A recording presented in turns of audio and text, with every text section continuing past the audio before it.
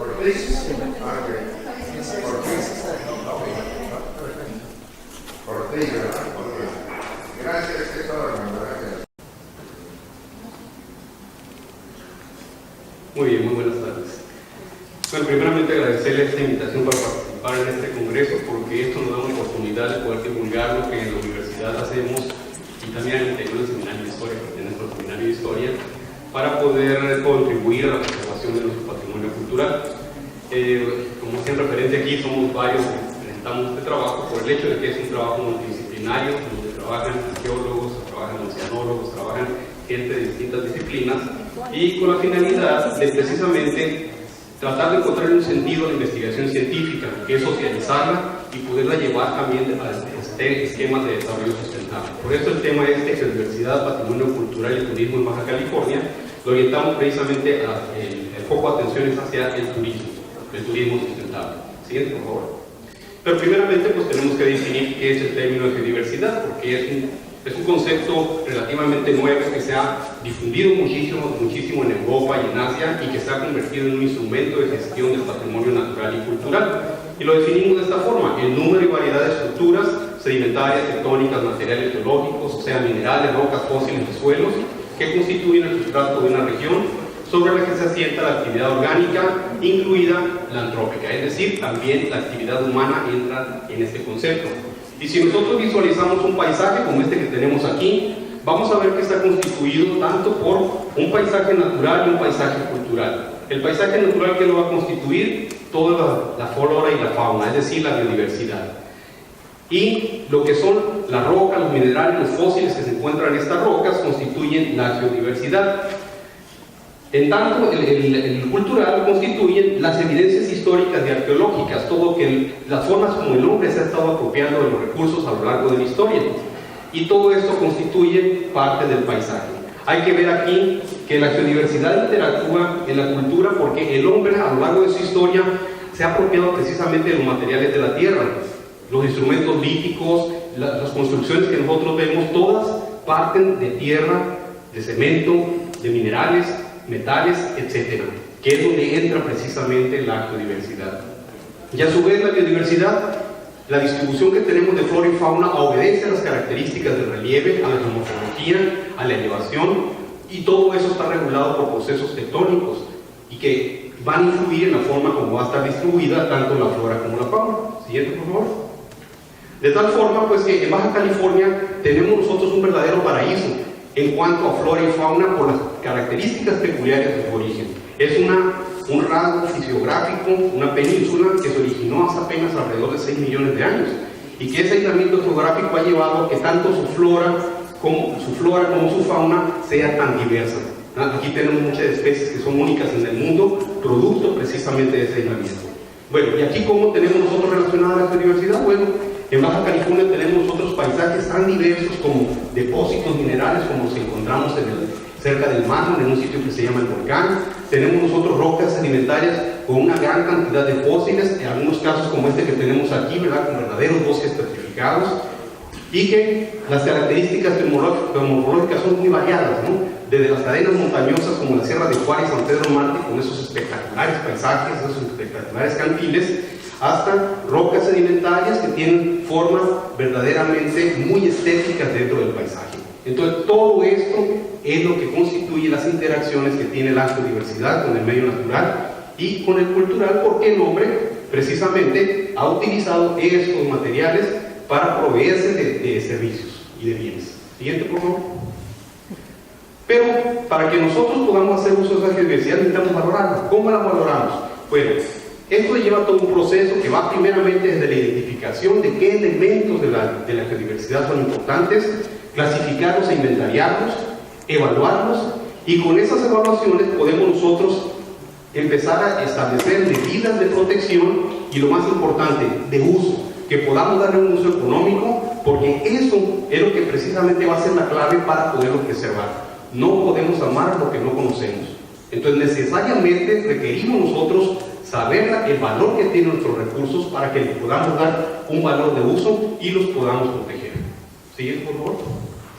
Así pues, en esas evaluaciones En Europa existen muchos modelos para poder llevarlos a cabo. Esto que tenemos aquí es una ficha descriptiva, por ejemplo, para el único desierto que existe en Europa, el desierto de Tabernas, que se encuentra en España, y donde se puntualiza su localización, su descripción, usos, impactos y su interés.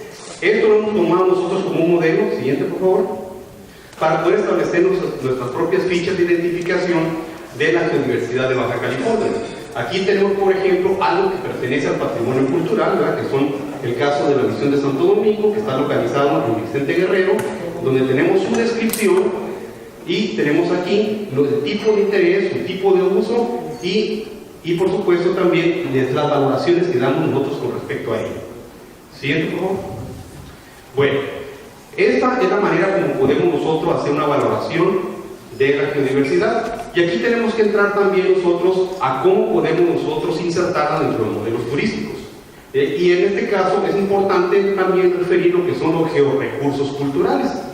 Georrecursos culturales van a ser elementos o un conjunto de elementos, lugares o espacios de significación geológica que cumplan con estas dos condiciones. Primero, que tengan un elevado valor científico y o didáctico, y segundo, que puedan tener valor económico o geoturístico. Fíjense, aquí estamos metiendo una nueva definición, geoturismo, es decir, un turismo que está fundamentado en la valoración del patrimonio geológico.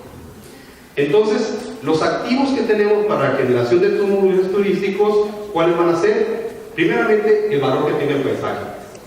Los biorecursos culturales. Biorecursos culturales, es decir, los recursos biológicos que hayan desempeñado un papel importante en el hombre. Aquí en Baja California, por ejemplo, para las tribus nativas ha sido muy importante, por ejemplo, la bellota. Es un biorecurso cultural. O los piñones en la sierra, en las partes altas de la sierra.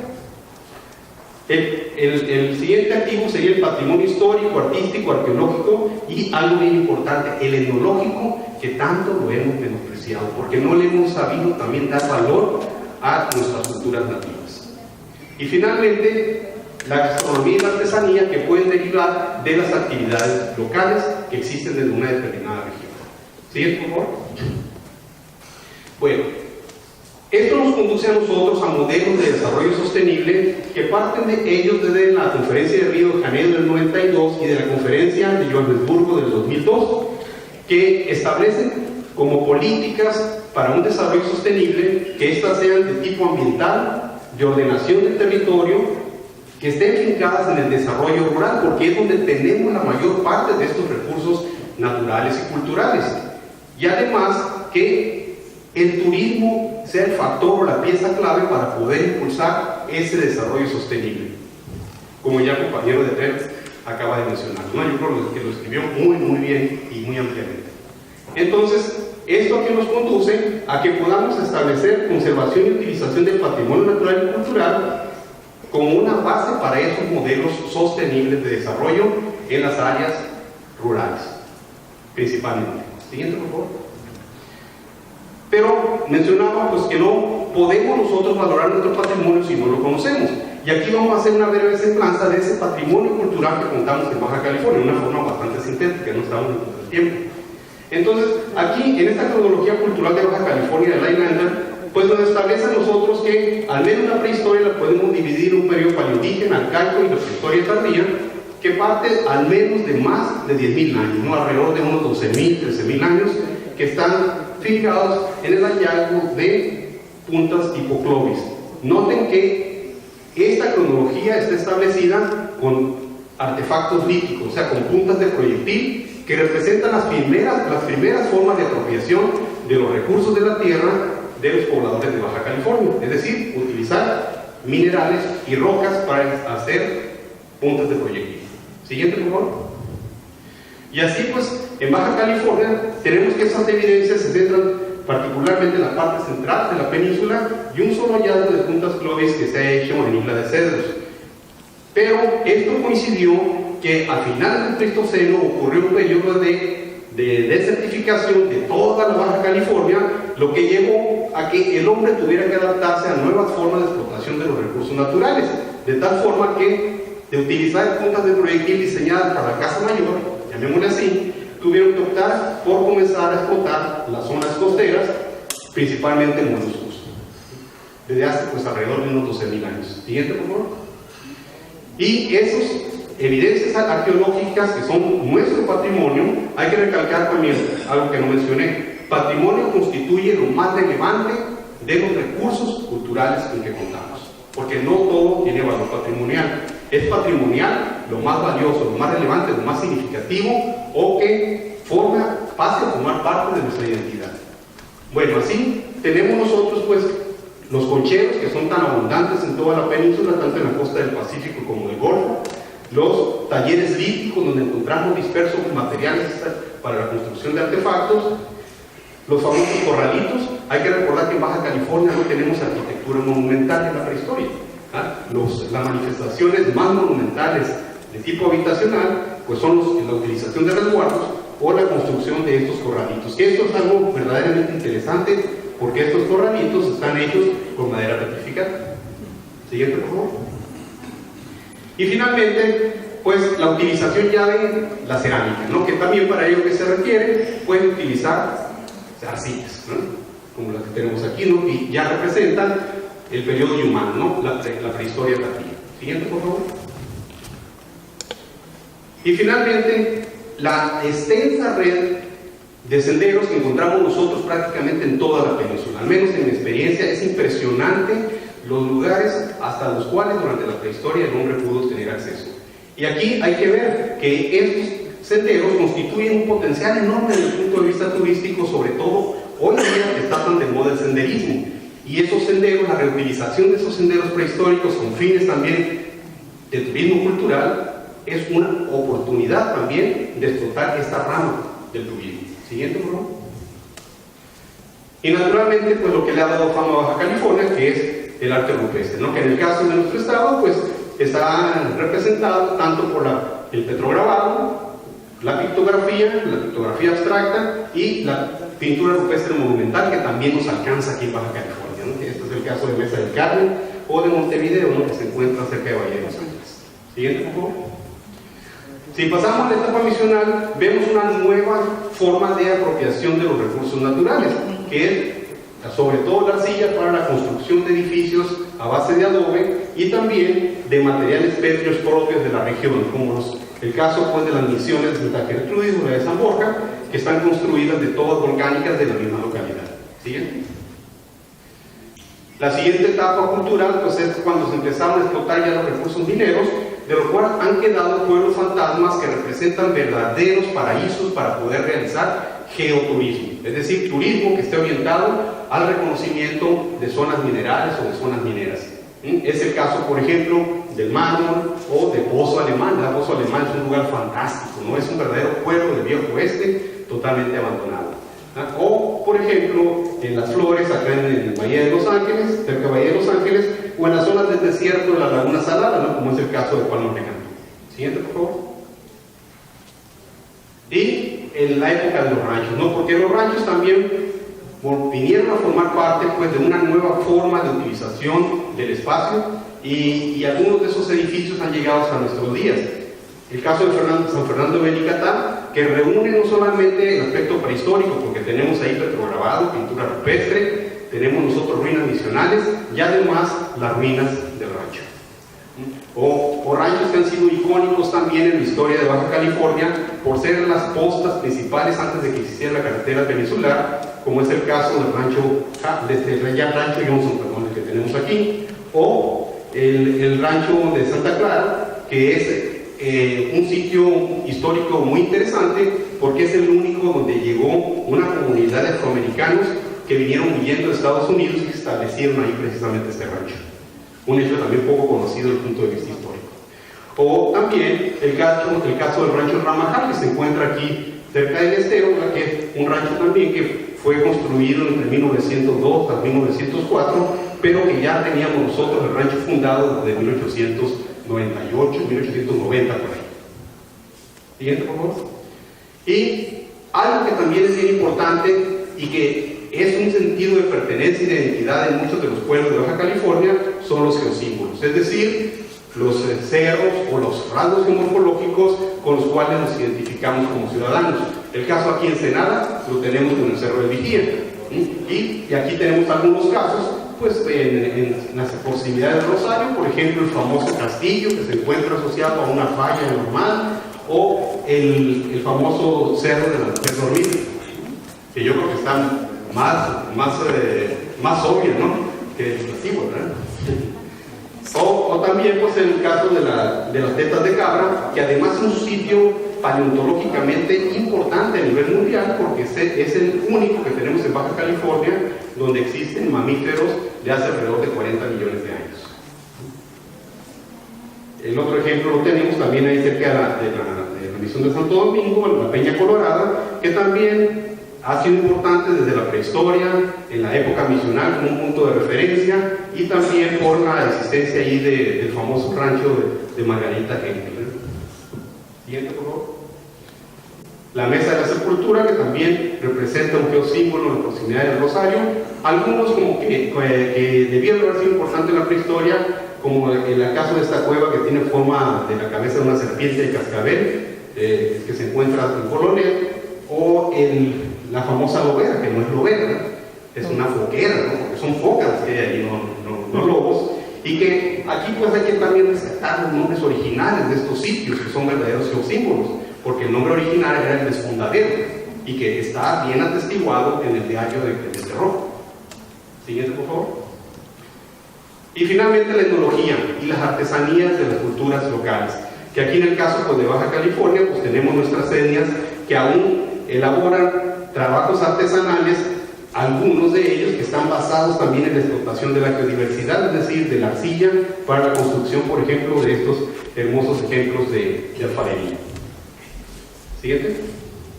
Bueno, el trabajo que hemos estado nosotros desarrollando es evaluar precisamente la biodiversidad del estado de Baja California, y solamente citaremos como un ejemplo aquí el caso de la Bahía de San Quintín, que es conocida principalmente por la actividad agrícola, la acuícola, y muy poco por el turismo, sobre todo que está centrado en la actividad cinegética y un poco también pues en los paseos en lancha que hacen ahí en la región.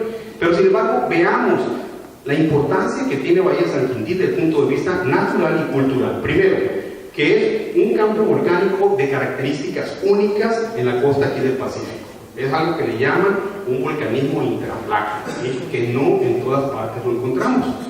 Segundo, que esos volcanes que tenemos aquí han generado distintos rasgos geomorfológicos, como por ejemplo la presencia de cuevas que han sido utilizadas desde la prehistoria y que se encuentran en un excelente estado de conservación, por la presencia de concheros, y que en superficie es bien común ver artefactos líticos de los materiales locales. Y por otro lado, que tenemos sitios paleontológicos de gran valor. Además de que esto que ven ustedes aquí, llamados cerolitos, son únicos, casi únicos en el mundo. Solamente hay 2 lugares en el mundo donde aparecen este tipo de estructuras. Aquí en San Quintín y en Francia. Siguiente, por favor. Y esto pues, nos ha llevado a que se establece un modelo de aprovechamiento geoturístico de la región a través de las rutas de la Biodiversidad de San Quintín. Esto es solamente una representación de los distintos recorridos que pueden llevarse a cabo dentro de la bahía, y que lo que esperamos a futuro es que esto se pueda implementar como un modelo también para promover el desarrollo sustentable a través del geoturismo y el turismo cultural. Siguiente, por favor.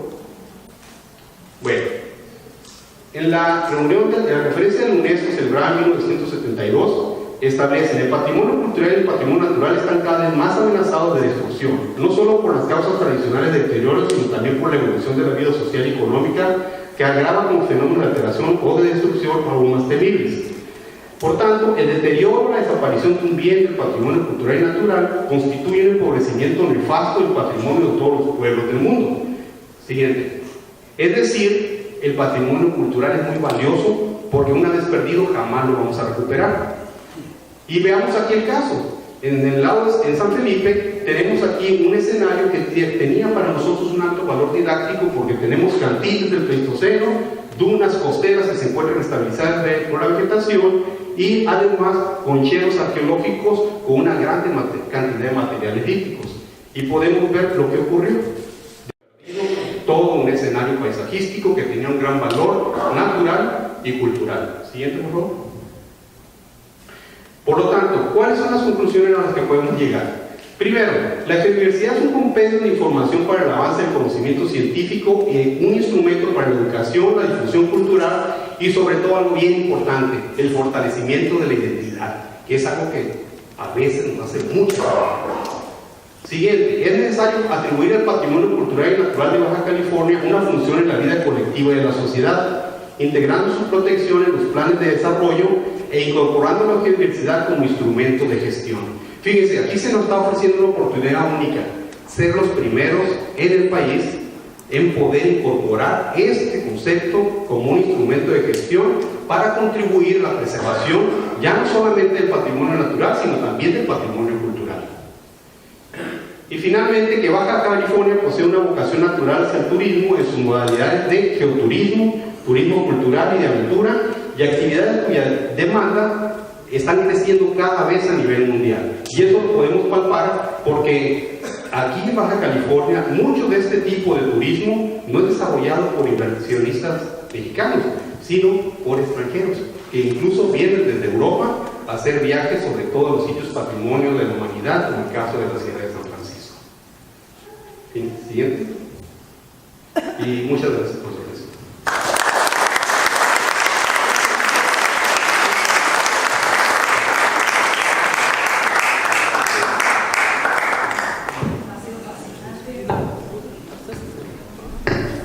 Ha sido fascinante esa pasión que muestra Miguel Agustín Telles, porque conoce el tema a la perfección.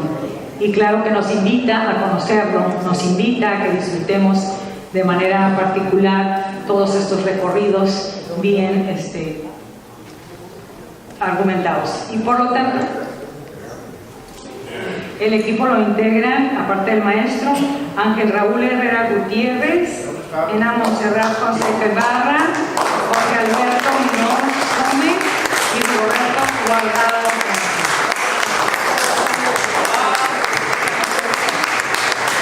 Pasen por favor, jóvenes, no les dé pena. Y bueno, aquí vamos a hacer entrega por esa participación en el primer Congreso de Patrimonio Histórico-Cultural de Baja California a Miguel Telles Duarte y equipo por su exposición de Patrimonio Cultural y Turismo de Baja California el 9 de noviembre de 2016 en el Senado Baja California. Entonces, felicidades. Felicidades porque tienen un gran maestro, muchas cosas que aprender de él y qué honor y qué orgullo para ustedes que puedan tener un maestro como él. Felicidades y muchas gracias por atender nuestra invitación.